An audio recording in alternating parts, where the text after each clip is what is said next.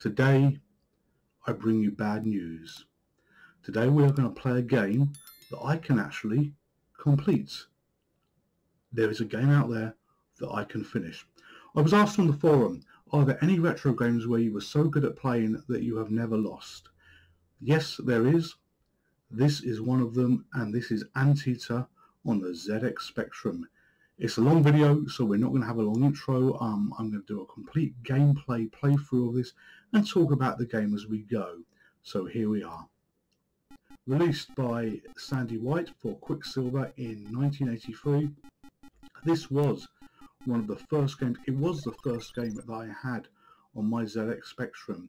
And the object of this game is to basically rescue your girlfriend, boyfriend in a city that is overrun by ants. So here you can see me for the moment, running into the city, grabbing the first girl who says, "Oh, you're my hero," taking me away from all this, and a swift turnabout and lead her out the city. Now, the character that follows you, because you have a choice to be a boy or a girl when you actually play this game, are pretty dumb. This is an old game, you know, this goes back, as you can see, by the years when it was made, and the following the character, the intelligence isn't there. You have to stay close to them, and you've got to keep them close so they continue to follow. This game doesn't look like it's a big game. There is only 10 people to rescue, but the city is rather large. On an issue of your Spectrum, there was a map that was released, and here I am. I've rescued the second girl here. This isn't going to take long, is it? You must all be thinking, well, let's see. In your Spectrum, yeah, they issued this map. It was this big yellow map that was a fold out from the days where magazines were sold in shops like W.H. Smith's. You know, none of this digital malarkey happened. You know, you could physically hold them in your hands. So I had your Spectrum and I had this map, and you know, I absolutely loved it. It didn't help me complete the game, but it showed how big it was, and it's amazing when you think how much work went into this by Sandy White, you know, and the most excellent programmer to create a living, breathing city that was full of ants that you were being chased. Those were the only enemy that was in there, but they do become a real pain in the arse. So gameplay on this game is not on the Mr. FPGA. No.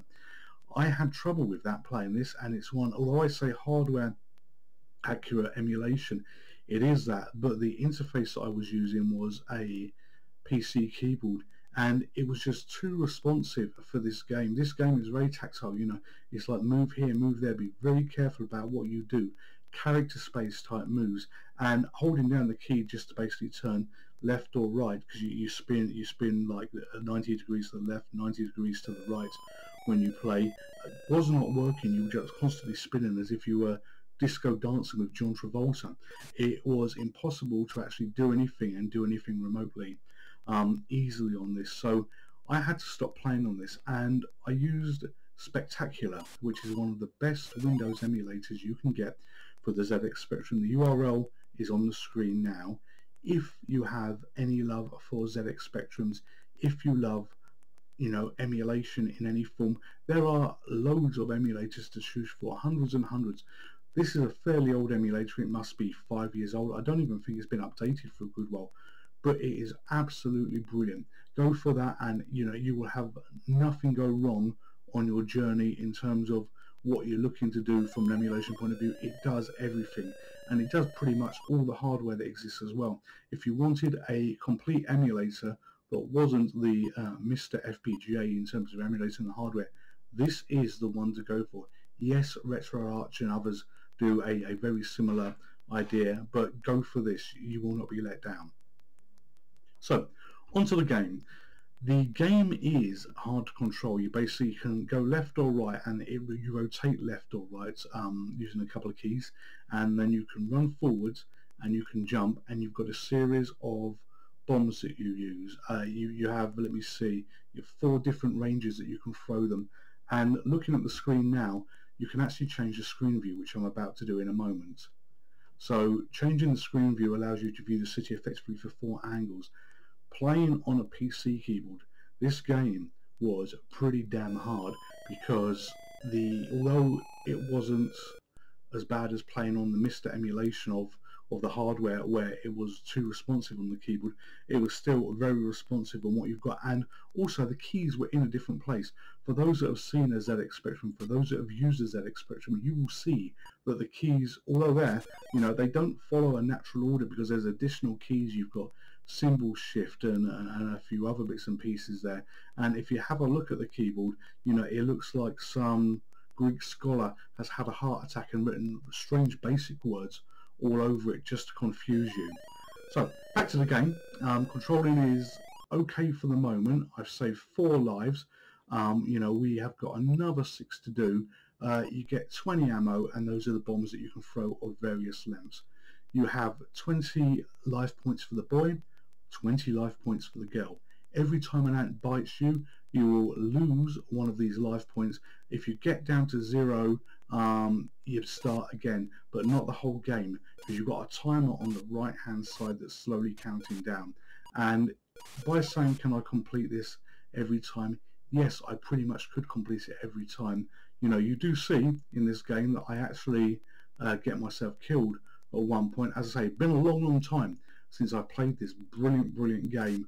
And you know what, losing 1 life isn't game over here. It is pretty much a solid complete through end to end.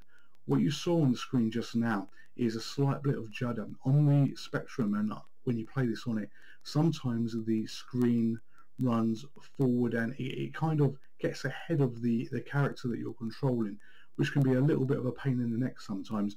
So you have to hit space to bring the central view back to where it is. There again, I've hit one of the alternate view keys, and although I'm looking forwards here, the girl is on the other side of the structure, so I have to go around and find her. The red blob that you see where it says scan, this is the radar. The way it works is if you're heading in the right direction towards the girl, it's green. If you're heading in the wrong direction, it's red. And basically you can go into the city, run all the way forwards, and it will stay green. As soon as it turns red, go back on yourself and look to the left or look to the right, and that's a rough direction of where they are. So you have a reasonably good chance of finding them.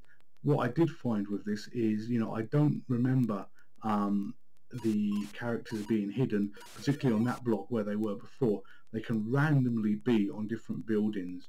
The last level, I think they only appear on 2 buildings, and there are particularly hard levels to do, especially using the PC keyboard.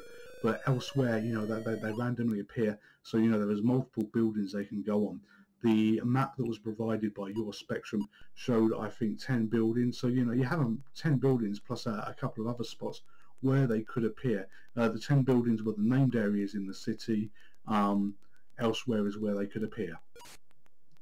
So looking at this game, this was produced by Quicksilver, and this is probably one of the first games all those years ago that correctly used pronouns for those that are interested and follow pronouns to support the wider world that we live in, because we have grown since the 80s, and it refers to the 2 characters as he and she. They don't have names.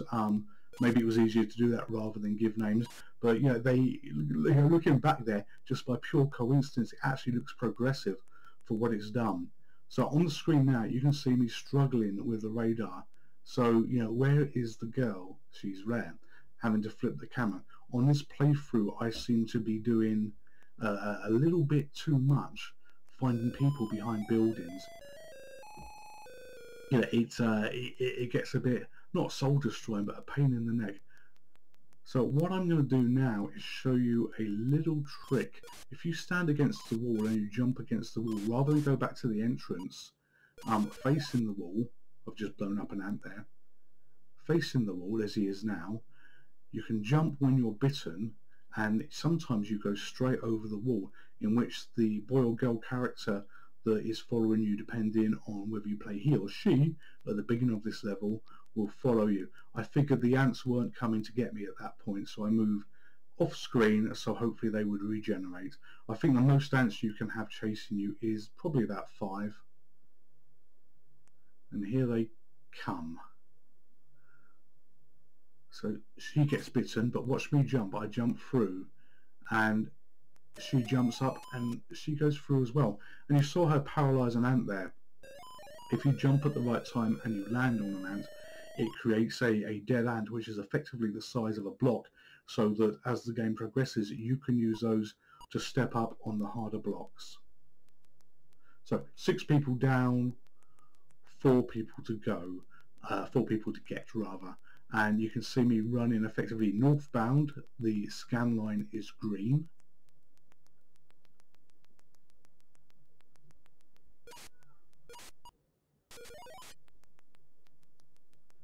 Turn right and it goes red, turn left and it goes green. So, you know, she has got to be somewhere around here. There she is. I think we've done this building already, so you know what? She got stuck the first time, so why not go back to the building and put yourself back on it again just to create problems. Now, that was a nasty fall. You said if you jump off something too high, you smack onto the ground and knock yourself out temporarily. You do not want to be doing it while those ants are around, because you know they will chomp and chomp at you. The best you can hope for is to have a nasty fall and actually land on an ant and paralyze an ant, but it doesn't often work out that way. So we're just going to go up and get her and rescue her from the current problem that she's in.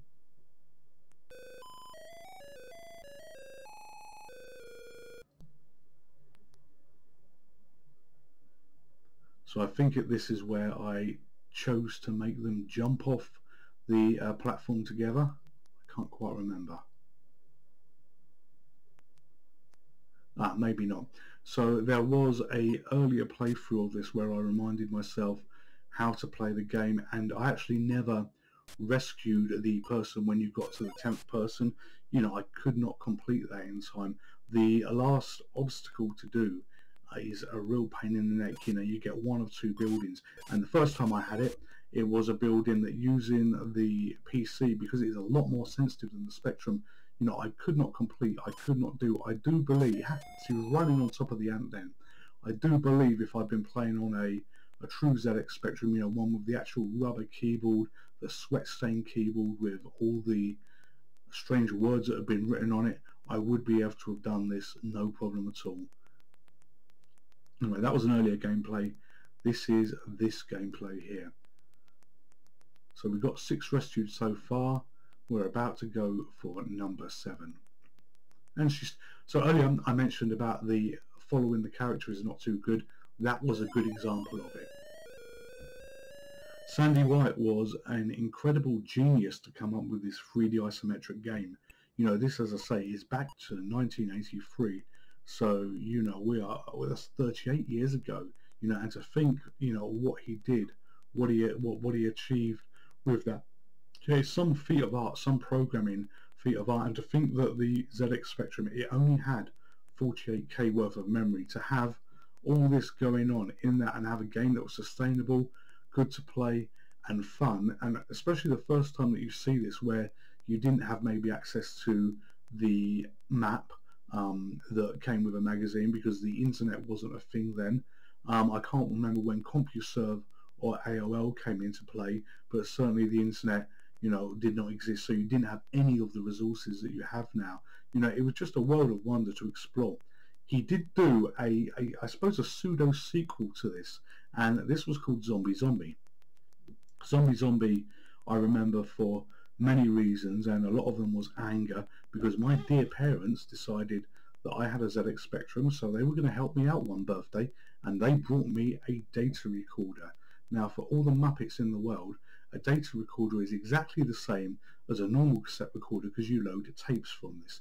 And lo and bloody behold, they had the idea, well, we brought you this data recorder, so everything must work from it, you know. If a game doesn't load, what are you fussing about? Games on tape were of varying quality. As the Spectrum progressed on its lifestyle, you had to fight the hackers, you had to fight the people that were copying games because these were being exchanged in the schoolyard. You know, back then, you know, people swapping tapes. So they created fast loaders, hyper loaders, items that, you know, made it. I think the girl is hiding on the building that we are just under at the moment, at the top somewhere. Yeah, they're creating fast loaders, so games loaded quickly. but they became unreliable even on some of the master cassettes that you had. It was a pain to use. It really was. And you know, trying to load them in, you know, you had to have the perfect tone, the perfect volume. Otherwise, you'll get something called an R-tape loading error that used to come up, and you could spend, not like today where you click a button and it's there. You could spend 5 minutes loading again. God forbid if you owned a Commodore 64, you could spend you know, a hell of a lot longer trying to load a game. So although I said the girl was on that building, I kind of know that she was there, or think that she was here. You're seeing me mess about a little bit more because I've got myself a little bit flustered. I know that I'm recording this, and then there she is on the other building where I'm not. I'm trying to, you know, have a complete perfect gameplay through. You know, I've only got 10 lives left, or 10 bytes left of me there, and you know, there's a whole sea of things that, you know, could go wrong. And I think I throw a couple of bombs here off to try and kill the ants through various distances, and they don't work. But yeah, going back to the cassettes. So when these things work and they don't work, you know, you have all kinds of problems. So there I was, and my parents had brought me this data recording cassette to record and load games on the ZX Spectrum from tape. And Zombie, the sequel to this, the game that I was hankering after so much, would not bloody load. You know, I had to use an older cassette player where, if you can imagine, you take the cassette, you put it into the cassette, and then you have to push the front really hard down for it to work, because there was something off with the little heads that were in it that took the sound, took the audio from the cassette and played it effectively out the earpiece into the Spectrum. You know, that's the only way it would work. And, you know, they had an absolute shit fit when they caught me doing this. You know, we've spent all this money on this data cassette for you. Yeah, fair enough, you have. You know, it was one of 2 birthday presents. The first one was that, and the second one was a game called Morris Meets the Bikers, which I may do at some point as well. And, you know, they were so angry, and they took this other cassette off me. And there I had Zombie that I bloody owned, trying to, you know, trying to play this game, trying to load it in. It would go in, it would load in maybe 1 in 5 times, you know, 1 in 10 times.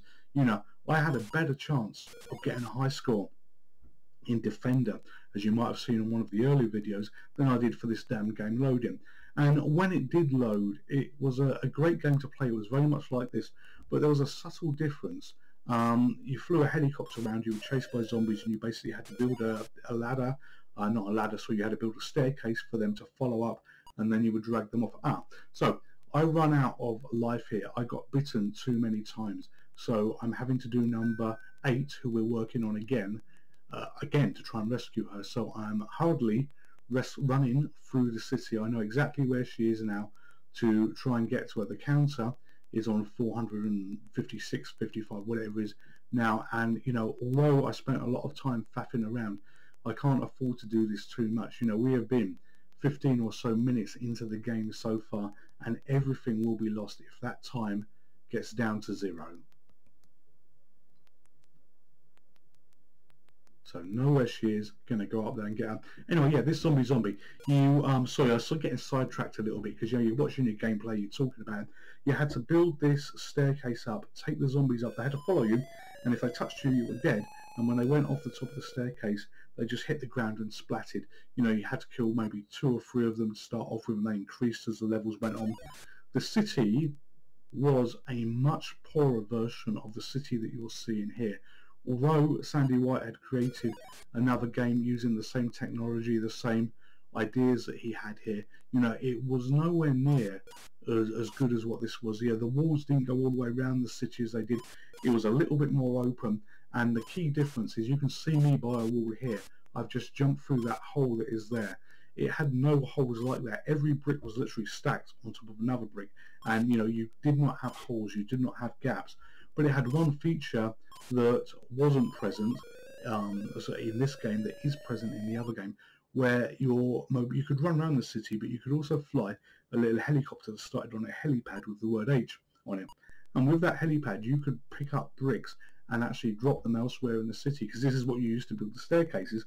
But you could effectively build your own city. There was a limited number of bricks that were obviously available in the Spectrum's memory to be able to do this, and, you know, that was really good fun. But I don't think it was as well received as a game as this one. But, you know, the true fun, the true, enjoyment was on the first version of this game. So, I remember this, but I'm getting a little bit confused of where I am. My fingers are all fingers and thumbs. I'm trying to find the swap angle to see where I am. And, in the end, I threw a bomb and managed to get myself out of there. But as I say, that's me screwing up. So I'm running, following the scan, trying to use that as a steer on where girl number 9 is, and she's on this. This is a fairly easy one to navigate.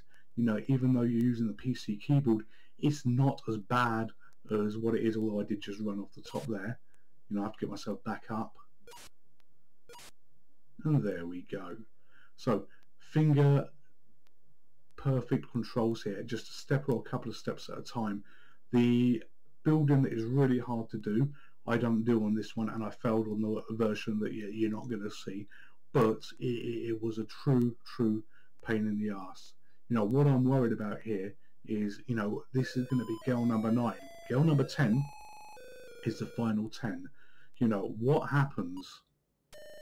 So I just want to see what happened here. Yeah, what happens when I get to that one? Is she going to be on the god-awful building that, I didn't want to get? Because if I got that and I get it wrong... But here we are, nasty fall. They've both fallen over because they jumped from a great height. I was throwing the bombs to get rid of the ants, and if I hadn't have done that, we would have probably been pecked to death by them already, which wouldn't have been too good for our health. So she paralyzed an ant by jumping on it. She's on the wall. I flip the screen and we run off into the sunset. So this is the 10th and final girl that I have to rescue, and this proves without a shadow of a doubt that there are some games that I can complete. I do love this game. This is a great game, but this was the first game on the ZX Spectrum that I had ever completed. So I'm running, to see where she is. That is the horrible structure just on the bottom of the screen that I pray she's not on. No, apologies. Apologies, it's the other structure that you don't quite see. I'm getting myself a little bit confused here with the excitement of there is a game that is going to be finished. There's not many of them, but there is a game that is going to be finished by me. So let's just pause. I'll shut up while we watch our hero complete this game.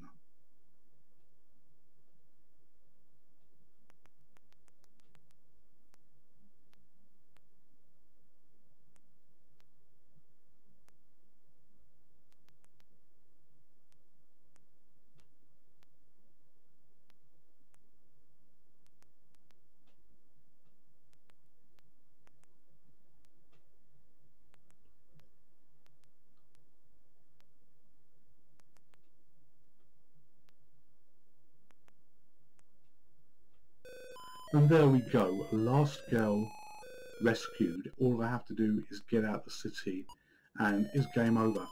I say this is a great game. Sandy White, you are a brilliant creator, and I have a lot of fond memories of this game that I thoroughly enjoyed. If I could go back in time and do it again, the one thing I would make different is maybe have 20 characters that you could save, have a little bit more extended gameplay. I was always disappointed when it finished on the 10, but hey ho, it was something that I could complete. Thank you for watching. Hope you've enjoyed the video. Give it a like and subscribe if you feel I've earned that. Otherwise, we'll let this play out now. Thank you.